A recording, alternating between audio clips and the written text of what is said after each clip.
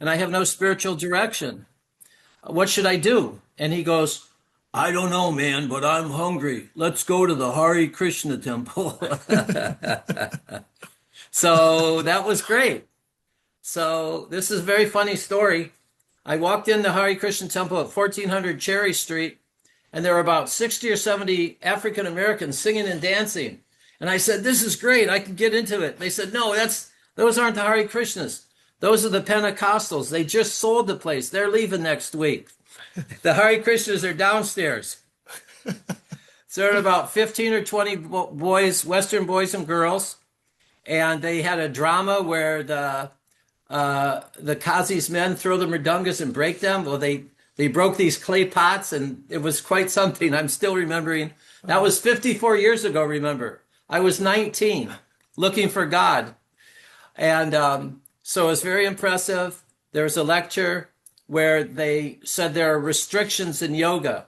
Not that you can do anything and be a yogi, but there are restrictions. So I'd never heard that before. And we had drama, a lecture, and prasadam. And so what happened was I was taking prasadam. There's a boy against the wall speaking to me, and right above him a picture of Prabhupada. And so I said, who is God? And he said, Lord Krishna is the Supreme Personality of Godhead. What's your next question? I said, oh, Haribol. And I said, what is the purpose of life? Why is there suffering? All these questions that one has. I was just telling his daughter earlier today, I said, you could go anywhere in America and ask anybody who is God. They don't have a clue. What will they say? Jesus? Or... They will say Jesus, but he's not God. But they say Jesus is Lord, but that doesn't mean he's the Supreme Lord. So it's not Jesus. It's not Muhammad. What do they say? Nobody has a clue who is God. Now, if you don't know who your father is, it's very strange. That's a strange situation. But if we know who is God, if we know our Father, if we know Lord Krishna is the Supreme Lord, that's very natural. So anyways, at that time, I was convinced. I had asked my questions, and I continued traveling. And with my last $10, I bought Nectar of Devotion. That Prabhupada says is the incarnation of Radharani. So I'm very proud of myself. My first book was not Bhagavad Gita, but it was Radhe. It's Nectar of Devotion. So in Rupa Goswami's Nectar of Devotion, he says, Ashabandha, he says, you can purchase Krishna, but with us, you have to have tears of love and desperation. That's the price you pay. Bhagavat Tattva Vigyan, you can have face-to-face. Prabhupada was lecturing the other day. He said, Krishna's not cheap. But he's very cheap. He's not cheap. You can't buy a sapphire with a nickel. But Krishna is very cheap. Aham bhakta paradino, hyasvatantra ivadvija, sadhubir grasta hridiyo, bhaktir bhakta janapriya. Krishna said, I am the Supreme Lord. I'm supremely independent, but I have no independence. Because my bhaktas, they're pure love. I do what they say. The elderly gopis clap their hands, and Kanai Lal, he dances, Haribol, in Braj. So the purity of the devotee's love captures Krishna's heart. And he says he has no independence in this way. So there are many other nice elements in my story of how Prabhupada rescued me. I think I had a prayer here that I wrote to Srila Prabhupada. Would you like to hear it? Yes, Prabhuji. You're going to hear it. So you're okay with us recording, right? You're okay if we record? Oh, it's okay, sure. Thank you, Prabhuji. Now, I'm not a pediatric cardiologist, but what I do is I write prayers. So I don't do it that well, but I practice. And that's what you're supposed to do. Thank you. So Yeah. I've written a lot of prayers to Srila Prabhupada. Actually, I like to get my prayers out there a little more, but anyways, these are a few prayers. So in this submissive mood, I'm approaching Srila Prabhupada. Srila Prabhupada, I tied a heavy stone around my neck and threw myself into the painful ocean of material enjoyment. Forgetting Krishna, I suffered 10 million wounds and heartbreak each moment. Not caring about any of this, you came to save me from drowning. Pretending to be pious, I simply did not want to be bothered by the Supreme Lord. Krishna was neutral, but you were not, and lifted me, unconscious, from my suffering condition. I was freezing from lack of affection and delirious from mounds of sinful activity, but you saved me from the most dangerous type of fear. You are Atmarama, self-satisfied. You are always with Krishna. You are always loving Krishna, but you picked me up, dried off my sinful reactions, set me by the fire of sadhu sangha and sadhana, and fed me Krishna prasad. I can breathe again, Srila Prabhupada. I can breathe again, and anything good in my life was put there by you. Still, I try to dive back into the burning acid waters of material life. Again and again you save me, pulling me by the hair back to Krishna. Who can be more merciful than you? Until I tell you everything in my heart, I am hollow, empty, and alone. Only you give me hope. Only you give me joy and the light of selfless love. Safe within my room, and with you I am protected from the raging storm. Srila Prabhupada ki Jai. One time in Australia, a young girl asked Srila Prabhupada, why hadn't Krishna consciousness come sooner? And Prabhupada looked at her in the audience and he said, we were waiting for you to be born. Everything is perfect timing. Prabhupada said his disciples were in India last year. I think maybe I bought one of Prabhupada's books from Prabhupada in Delhi. Maybe as an old man, and I bought a book, and he's very pleased. So I passed away first, and then Prabhupada came to rescue me. We were put here by Srila Bhaktisiddhanta Saraswati to assist Prabhupada. Prabhupada said, gathering all of you together was like a man's walking down the road. He sees a stick, he sees a gourd, and he sees a piece of wire, and he makes an ektar. Ding, ding, ding. In this way, he put together the International Society for Krishna Consciousness. Prabhupada said, after I'm gone, how will things go on? And the devotee said, we'll chant Hare Krishna, we'll read Bhagavad Gita. And Prabhupada said, no, no, no, no. Prabhupada said, organization and intelligence. Srila Prabhupada ki. In 1966, Srila Prabhupada registered the society and he had his business card made up. And it said the International Society for Krishna Consciousness, although he had one storefront. And he said on the bottom, it said, with centers all over the world. Srila Prabhupada ki. Prabhupada had that vision. What a wonderful thing. I just found out my godbrother, Vakreshwar Pandit, who was a dynamic kirtaniya and a friend of mine, he just passed away recently. So I'm getting news every week that another friend is gone. Now another, Anutama Devi, she's also just passed away. Still, I'm alive. So Krishna has blessed me because I love watching what Prabhupada's doing all over the world. I go online not to get into arguments or to hear the nonsense, but I like to see where the kirtans are going on and where the lectures going on. And where one brahmachari called me from India on WhatsApp, and I'm saying, where is this beautiful temple that you're at right now? They were having some big festival. And he mentioned some little place in South India I've never heard of before. But Prabhupada is building temples and guest houses and campuses all over the place.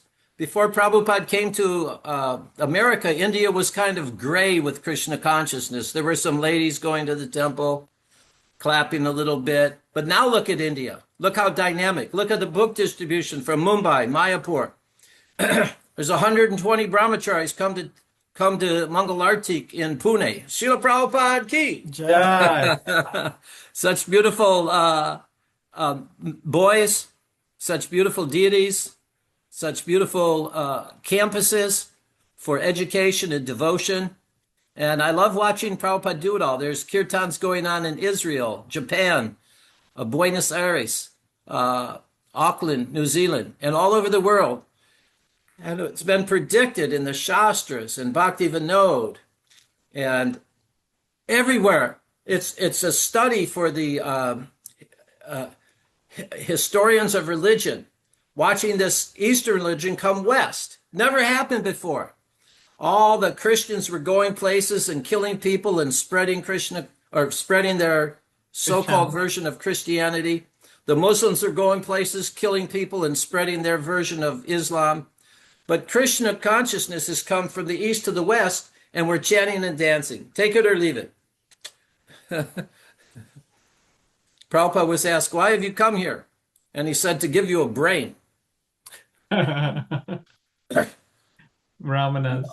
Hey, America's a few Vaishya, everybody else Shudra. Kalau Shudra Sambhava. Anybody gets a paycheck is a Shudra. Oh, I'm sorry, Prabhus. I'm sorry. I'm sorry.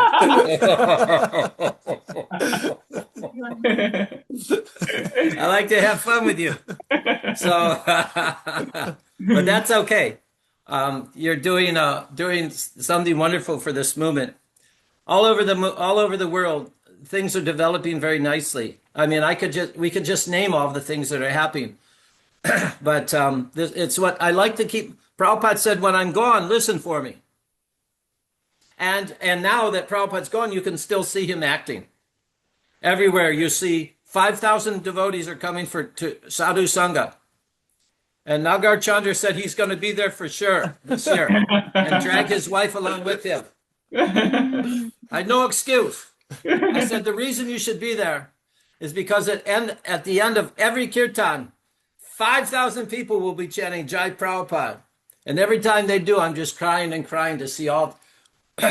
In temples in the 70s, we used to have to wait all week for a few guests to show up on Sundays. Yeah. I remember in Chicago one time, it was in Evanston, near Northwestern University in Evanston. So this scholar from West Bengal came. He had done his thesis on Lord Chaitanya. He was staying with us, and I was walking him in the street, and he started crying. And I said, why are you crying? He looked across the street, and he saw a grihasta couple, the lady in her nice sari, and the man, husband, in his proper dhoti and tilak. And he said, I never thought I'd ever see this in the West. This is what Srila Prabhupada did. So for those so-called sannyasis who say we should give up our Vaishnav dress and all the elements of what Prabhupada gave us, this Krishna culture, I poke him in the nose. A sannyasi is never to give up his dress, his kuntimala, his tilak. And so if he's vocal, I can be vocal. Haribol. So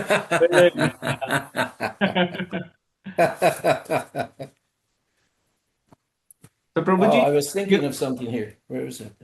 You joined in 1971? I was 19 years old in 1971. 71. And now I'm 28 years old. So I've been doing it all these years. Now I'm 74 years old. 53 years. 54 years. 54 years so far. Yes. And that's one. Prabhupada said, Krishna is the property of his tested devotee. So you must know that I've gone through many, many tests because you'll be tested. Will you stay? Will you stick with it? You'll be challenged just like you are. You're challenged in your own way. Krishna challenges you and he challenges Mataji, everybody. Will we stick with it? We certainly have to stick with our initiation vows.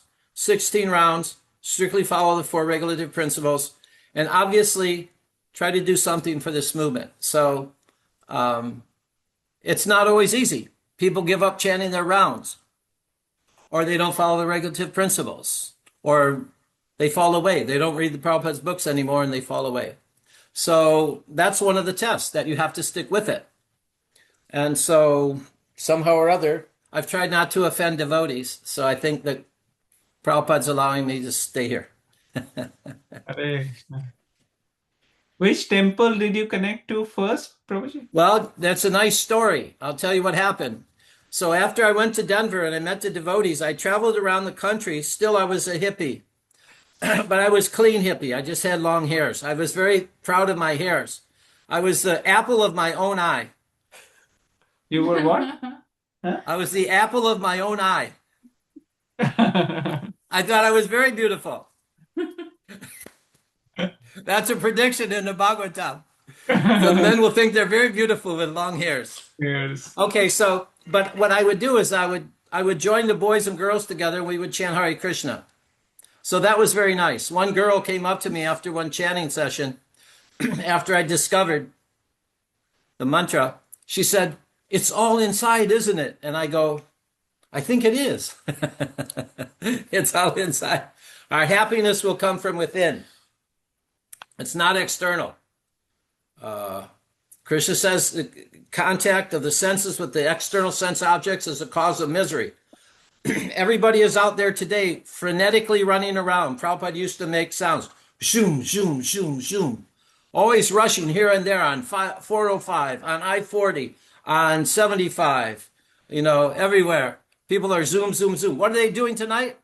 They're trying to buy gifts because Christmas has become an orgy of consumerism instead of honoring Lord Jesus's work and his words.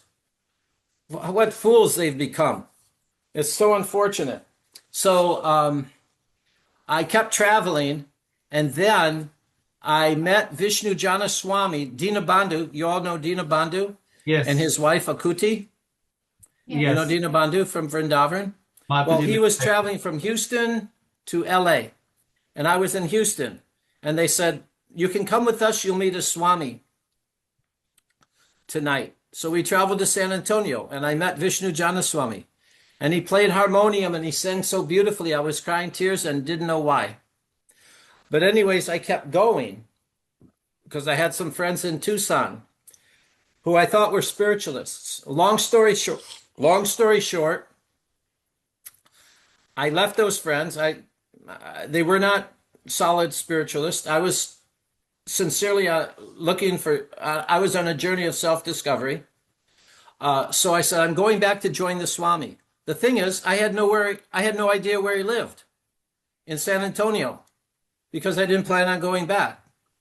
So I'm a hippie. I hitchhike. I stick my thumb out and somebody picks me up. And so in the middle of the night, we're in San Antonio and the guy goes, hey, wake up.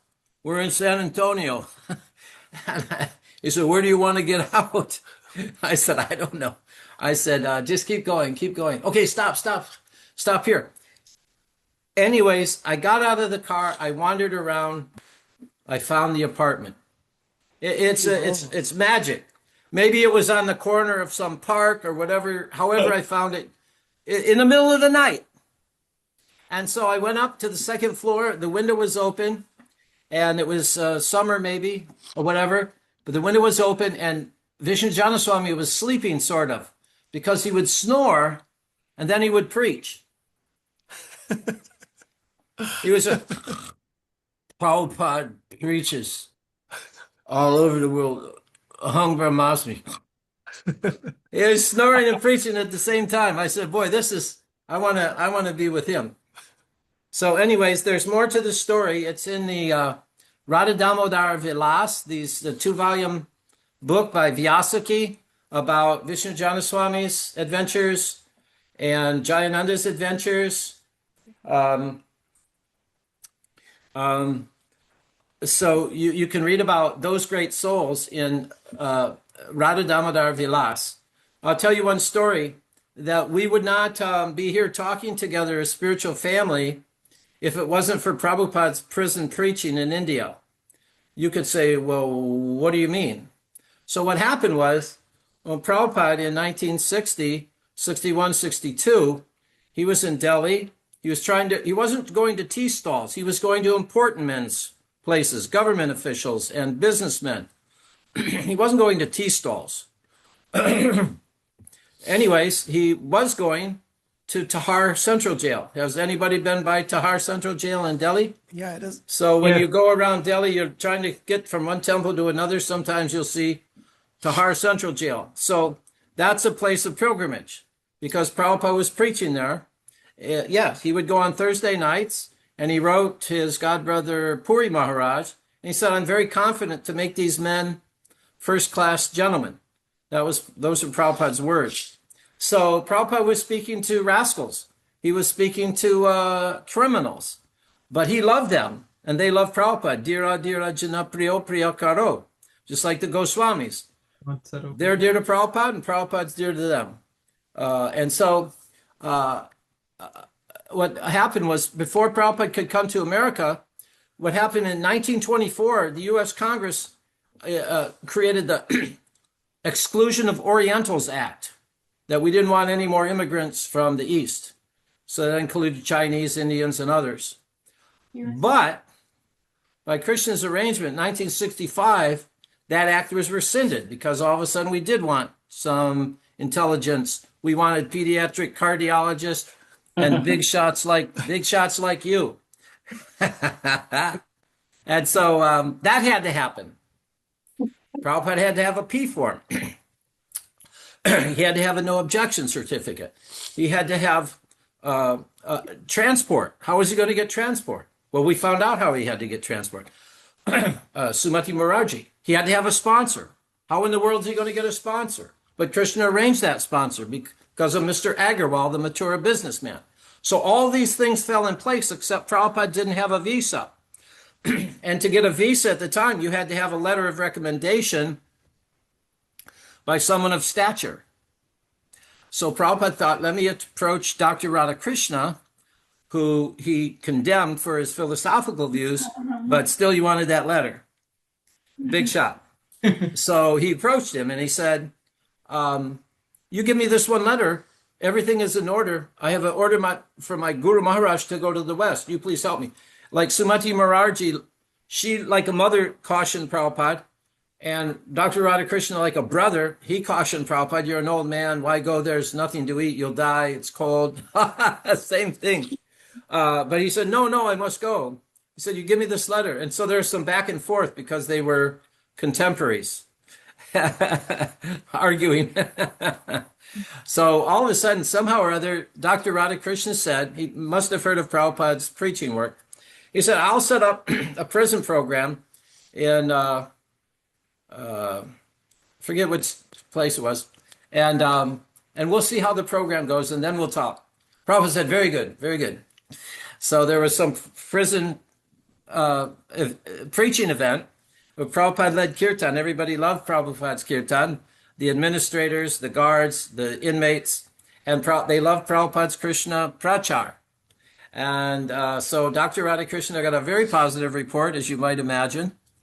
And he said, yes, here's your letter. So Prabhupada had not preached in the prisons, Wow. he would not have gotten his visa. That's the way I look at it. Srila Prabhupada ki. Jai. And so after my wife passed away, I had two little girls. I was a Mr. Mom. I was combing hair and cooking and doing everything a mother does. But I had lost my service to the Sankirtan movement, and I felt very empty because I didn't make any other contribution to the world. At least I should maintain some seva to Lord Chaitanya's mission. So I prayed with tears in my eyes for several weeks. Please let me find some service I can do while I work and take care of my kids. And so it came to me I should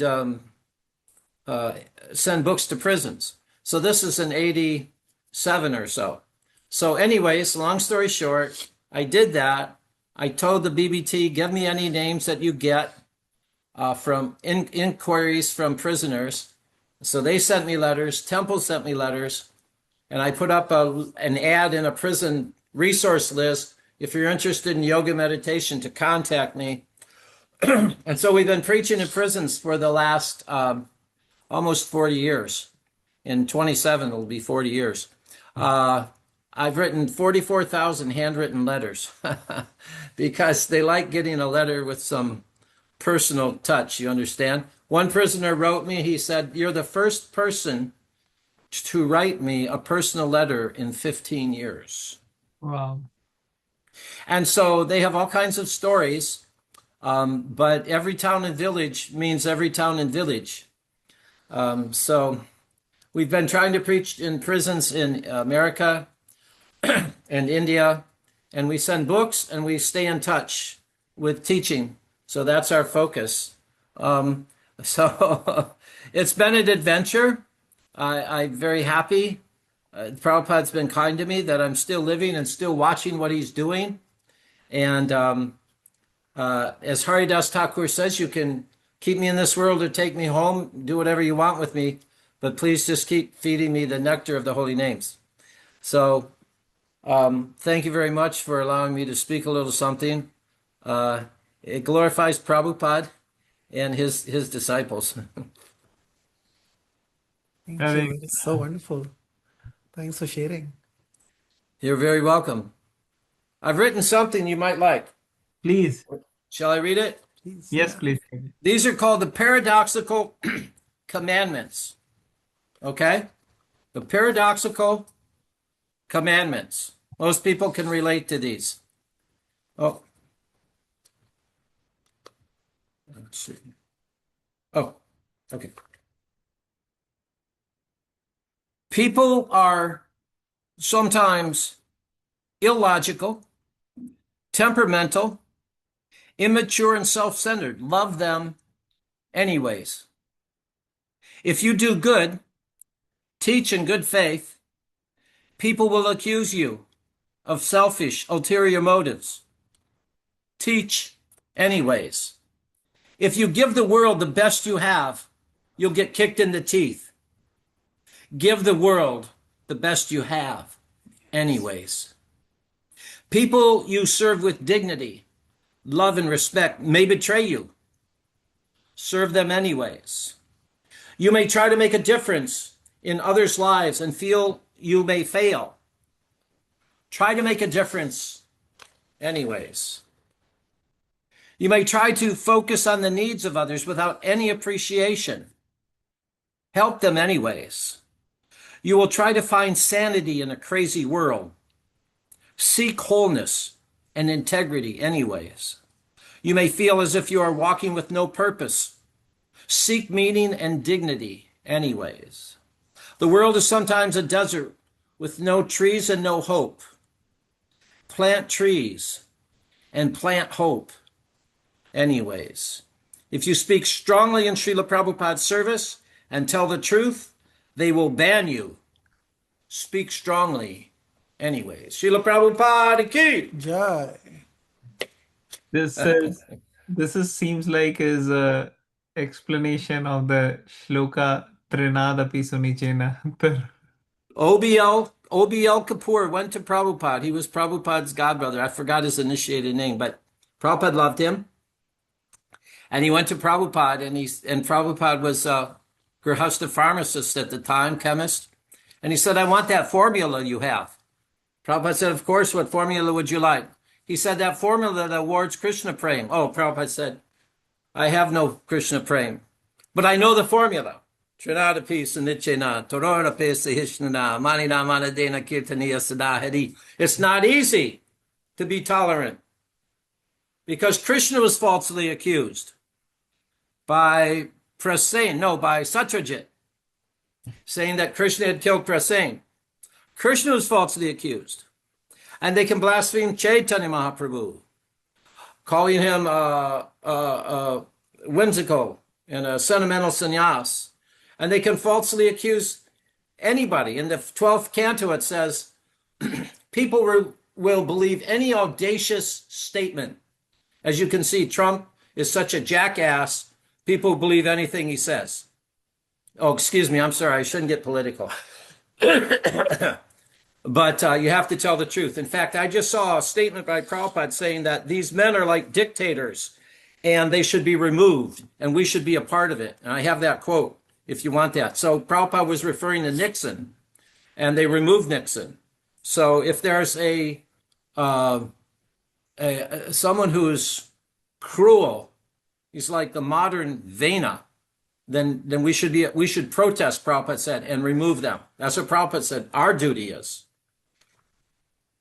And yet I still find devotees who agree with Trump on immigration.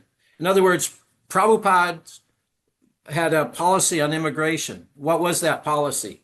The exact opposite of the modern politicians. Because Prabhupada said in Vedic culture, there's one planet, no borders, no walls, no nations. It's a planet that belongs to Krishna, and we're all his children, and we can go anywhere we want. It'll be perfectly natural. If somebody has this ability and they need this work, this place, they'll go there. If there's no work, they'll go somewhere else. So it'll work perfectly, except greed and nationalism, which Prabhupada condemned over and over and over. No walls. Prabhupada said that the custom agents are like barking dogs. I was thinking about that. Yes, yes.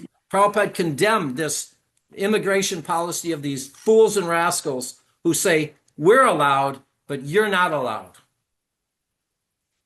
They're Krishna's children. They're allowed just as much. Here we are. Prabhupada said, we steal the land, we kill the people, and then we make laws that you can't steal my land and kill the people. Such hypocrites. It's epic. It's biblical hypocrisy. And there will be retribution for all of their sins. And there should be. I remember. Do you have any other questions? No, I was just saying that I was thinking about that when Prabhupada says, if one dog comes to another dog's area, then he barks. So Whoa, whoa, whoa, whoa. that is Prabhupada how would make that. the sound of the dog barking. Whoa, whoa, Whoa, whoa. whoa. And Yeah. same with these visa people, immigration Yeah, all people. the custom agents are barking dogs, Prabhupada said. No borders, no walls, no immigration, no nations. Now that sounds radical, but if there's ever a large conflict, which Prabhupada repeatedly said there will be a World War III. He said these atom bombs are being made to be used. Just as Krishna says in the 16th chapter, they create these weapons for destruction. So the warriors were brought together in the Battle of Kurukshetra. Krishna wanted them, the bellicose military forces, to be destroyed, and the same thing will happen again. Krishna speaks about it in the 16th chapter. Prabhupada speaks about it over and over and over again. Are we listening with our ears to Prabhupada? If we are, we should be prepared to care for our families in an emergency. And yet we have no pantries, no food supply, just like the Mormon Church. They have pantries for all of their members. If there's financial crisis, civil crisis, war, panic, food panic, where everybody's looting the supermarkets, they are cool-headed. They have a pantry. All their people eat. They have a 5-year food supply for all their members. And yet we're not prepared to protect our families. I don't care. My kids are raised. I don't care. But you should care. And everywhere I go, I say this, and not one person has ever listened to me. But anyways, I want to just read one page here. This is, I don't know, there's a lot of pages here. Look at all these pages. Well, what we did was, Mataji was told by Bhakti Prakash Maharaj to translate Premananda Thakur's Manasiksha. And these are all his prayers. A lot of pages, a lot of verses. What I did is help edit them and clean them up. So I would like to honor Premananda Thakur for just 5 minutes and read just a few of his prayers so you get a feeling of his Manasiksha, his prayers to the mind. They're very wonderful, and hopefully they'll be published in due course. So he says, the invocation prayer, all glories to Lord Gaurachandra, hidden in the Vedas. All glories to Lord Nityananda, an ocean of mercy. All glories to Lord Advaita Acharya, the life of all devotees. Please shower your merciful glance upon this fallen soul. And so then he begins to preach to his mind, Mana Shiksha. O mind, without Lord Gauranga, there's no one else. There never was, nor will there ever be such an incarnation distributing such pure love of Godhead. The wicked-minded and the fallen heretics were not killed. Going door to door begging, he gave them Harinam and purified their hearts. The most treasured love, which is rarely obtained even by Lord Brahma and Lord Shiva, was freely cascading all over the world. Having obtained and relished this pure love, the destitute were clapping in ecstasy. Laughing and crying, rolling around in pure ecstatic love with their hair standing on end, the Chandals and Brahmins were embracing each other. When was there ever such bliss? Calling out the Lord's names with mridanga and kartals, they sang and wandered about in great joy. Seeing this, the Lord of Death, Jamaraj, became frightened and closed his doors. The vibrations of the auspicious chanting filled the three worlds with great bliss. Premananda laments, saying that he has not developed affection for such a magnanimous Lord as Gauranga Chandra. Premananda Thakur ki. Jai. Jayate. Correct. We go until 8 o'clock, is it? Yes. Okay. Hello, sir. Who is that beautiful young man? Huh? Okay. Hey Krishna.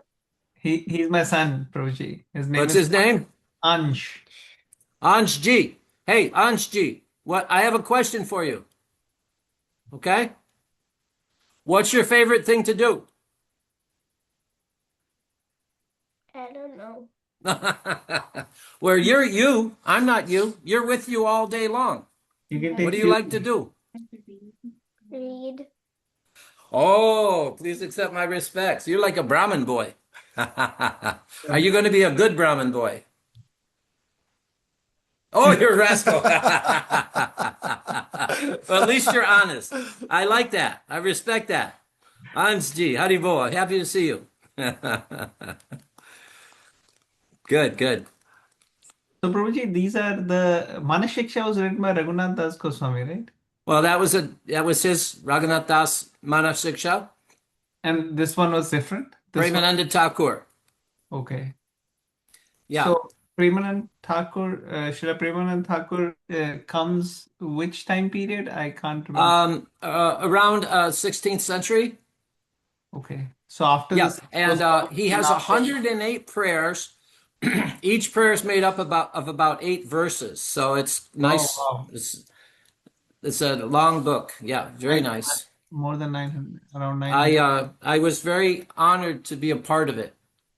I'm not an editor, but I sort of knew what I was doing. It wasn't hard to clean it up a little bit. So, And this is totally different from the other Manashiksha. oh yes, totally different. Okay. Both instructing the mind. Okay. All right. So I have 2 stories for you, maybe more. Let me see. One devotee asked Prabhupada, he said, Srila Prabhupada, what if at the time of death we don't remember Krishna for whatever reason, in an accident or we're in a coma or what have you?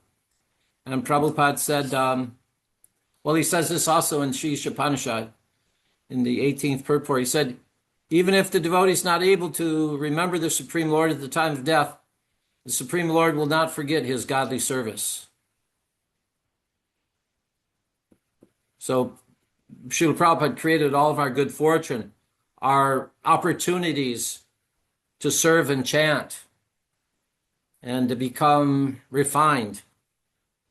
We say in our prison ministry, Bhakti Te Mukti, means bhakti's real freedom. Anuvriti Shabda from Vedanta means that one becomes free through sound. Another thing we say is that as long as one soul is in prison, I am not free. That was Prabhupada's mood. That was Prahlad Maharaja's mood. And Vasudev Dutt in Chaitanya Lila.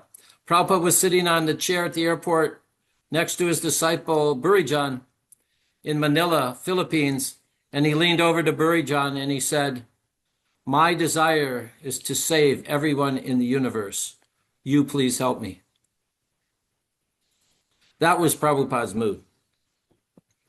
There was a very sweet sannyasi in France. His name was Pritu Putra. Sannyas. And he was a very fine devotee, very gentle and kind. He was not mean-spirited. He was honest, but at some point he had some difficulty. He fell away. Again, it's a long story short. He was in the hospital. He was sick, and he was going to leave his body. The devotees heard about it, and he would come periodically and encourage him. But the day he left his body, no devotees were there. So the devotees were lamenting that they could not have been there, but they said to the doctor, the doctor actually said to him, something wonderful happened. And then he said, the devotee said, what do you mean? He said, he was in bed lying down flat for weeks. But at the time of death, he sat up straight. And he said, Srila Prabhupada, you have come. And he left his body. And Sudha Maharaj, who I used to travel with Vishnu Janaswami, we used to have a traveling party of devotees. And the two sannyasis were there. He was a very good dancer. We used to go to Times Square in New York City with 150 devotees, our party and the New York Temple party. And the people in Times Square were just fixated on the dancing of Sudha Maharaj. His feet was so fast and he was so expert. People loved him, and he was a very kind-hearted sannyasi, but also he fell away. Well, what happened was the devotees found him after he got sick in LA, and they said, come to the apartment. We have an apartment for you near the temple. We will take care of you. So he was sick for some time, and he was going to leave his body, and his mother was there. She was a simple black lady. He was African American. She was a simple black mother. The devotees were chanting Hare Krishna, and as he took his last breath, his mother said, go to Prabhupada, Sridam, or Sudam.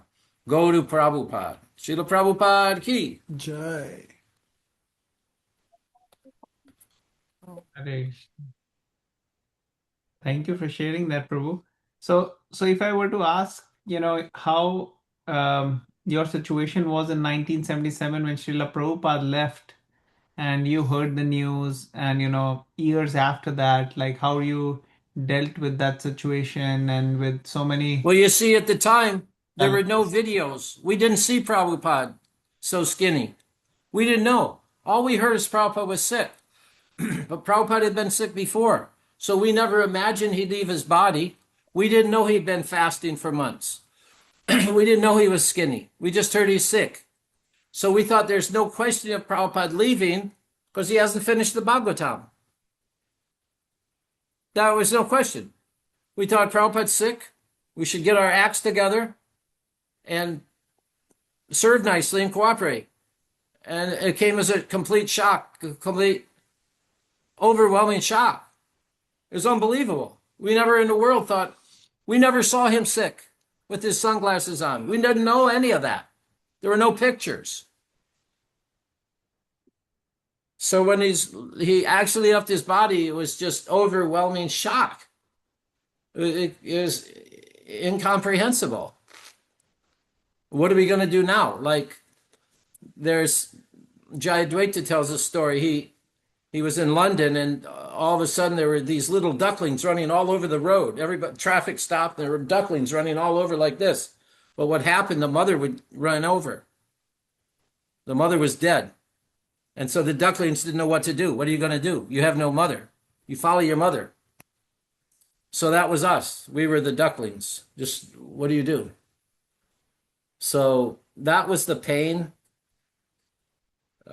involved. That was a complete shock to us. We never imagined it was going to happen. He was always alive. We knew he wasn't going to leave us. We knew it. The Bhagavatam wasn't complete. That's how we were thinking. Which temple? Then years later, we finally saw some pictures. Yes? Which temple were you associated at that time when you heard the I was in the kitchen of the New Orleans temple, where Prabhu was just there the other day. It's New Sankirtan Pura, and on Esplanade. I was in the kitchen. I had fixed up the kitchen. They brought me in, and we made the kitchen look like a little Vrindavan cottage. And we used to cook such nice feasts. Not me, but my wife and a crew.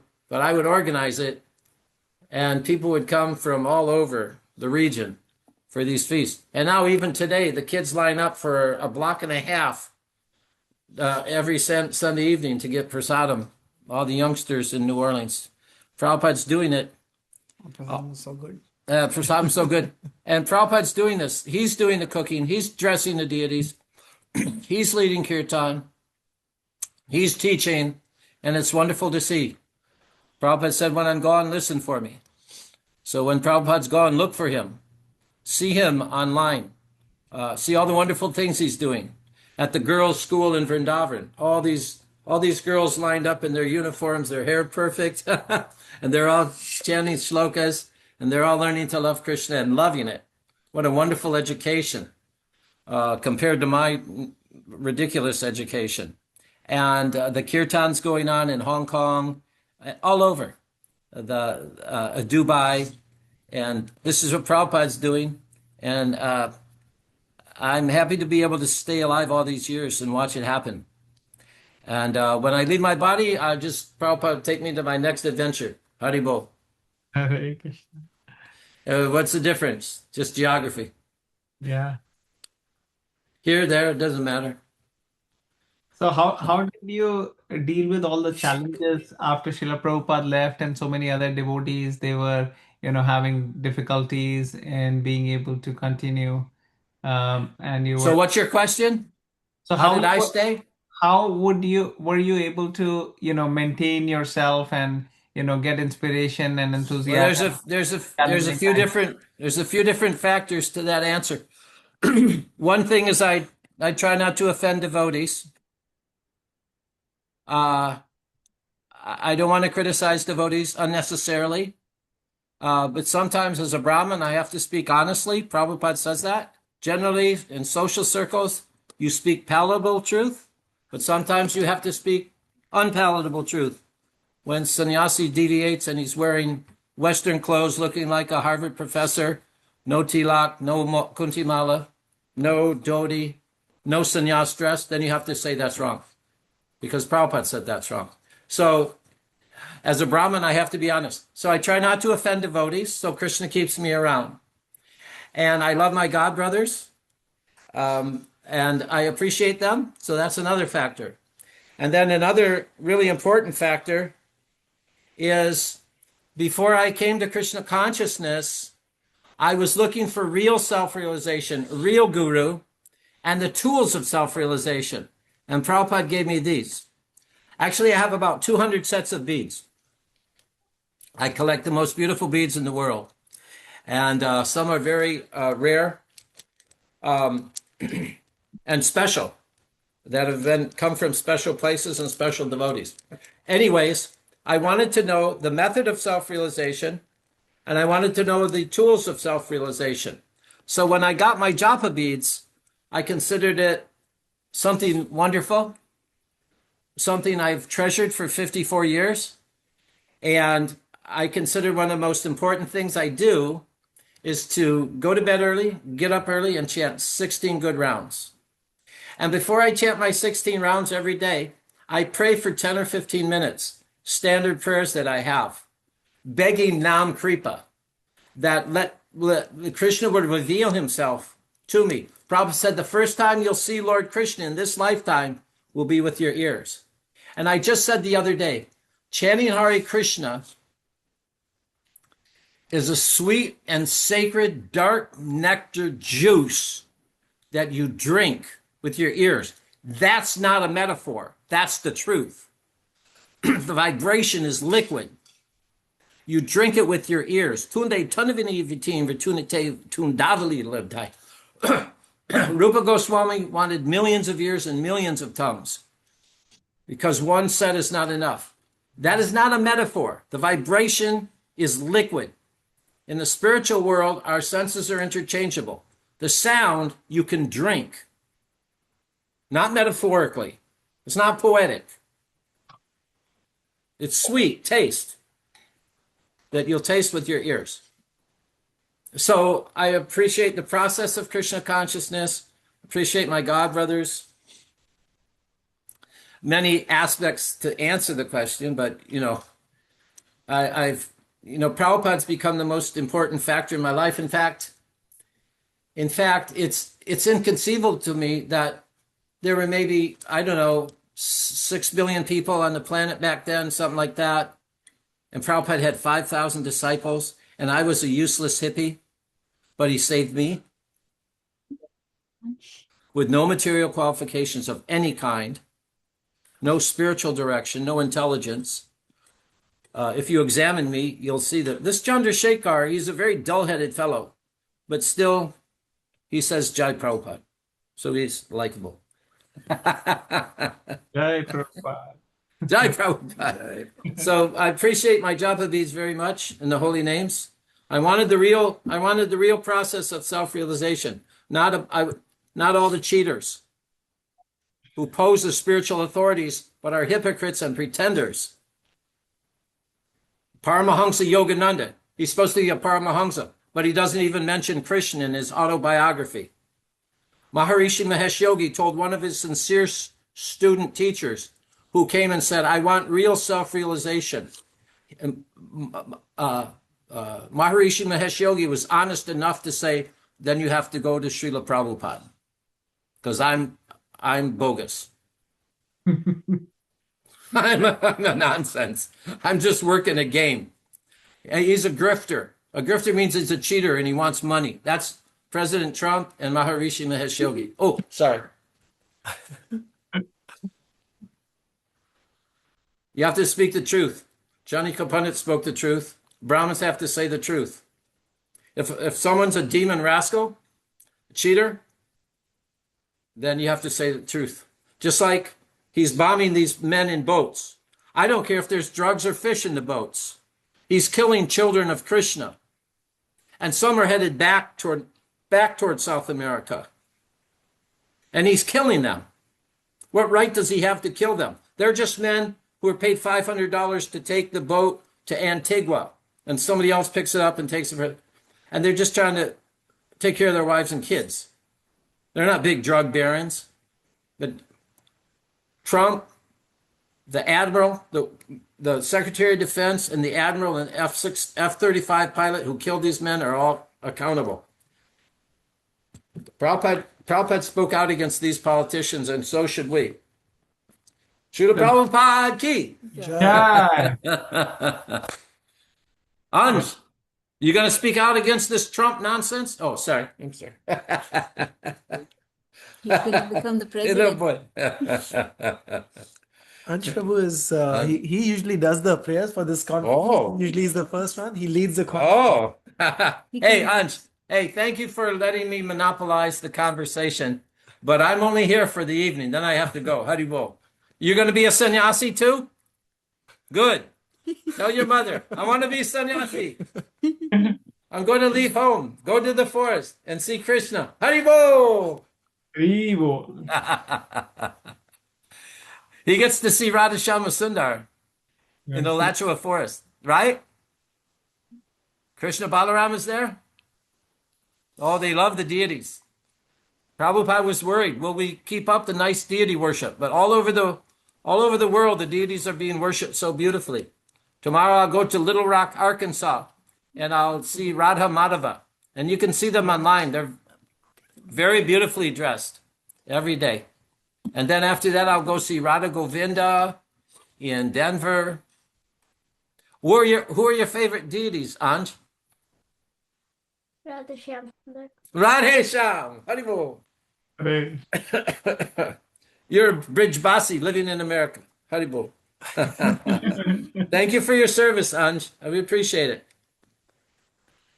Hey, Krishna. Okay? Mataji, I want your book.